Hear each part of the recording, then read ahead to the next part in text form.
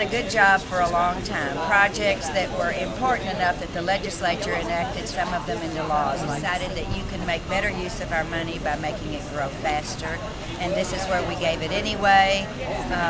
So it was best that we did. In the beginning, we benefited a lot of schools, but this is going to be good because all the students from all over the state come here and will still benefit the whole state. Graduating class of 2009 this year, we had an average of $129,000 in student financial aid debt upon graduation, whether it be scholarships or other grants that have been given to us.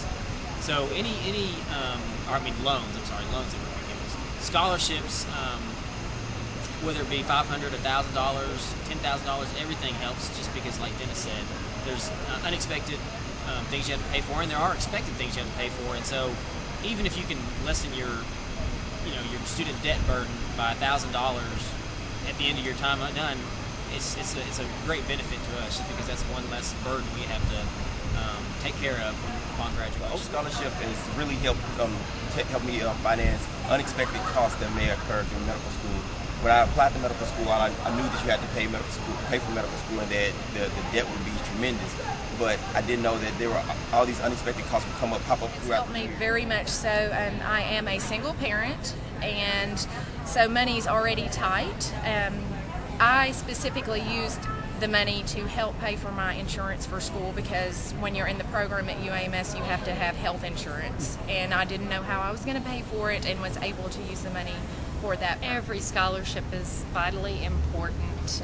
We have many students who either have need based on their academic ability or their financial need. And right now we support around $600,000 in student scholarships and a variety of other sources of funding for our students.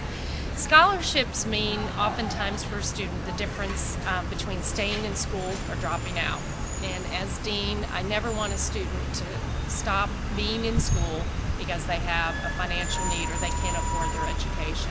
We look at a wide variety of opportunities to provide them with funding, whether it be scholarships or short-term emergency loans if they have that kind of. I was assuming that med school was going to be this big monster, that I was just going to be miserable every day and I just have to suffer through it, and it was so far from that. I mean, it's doable. I think the hardest part about medical school is getting in. I think once you get in, then it's very doable.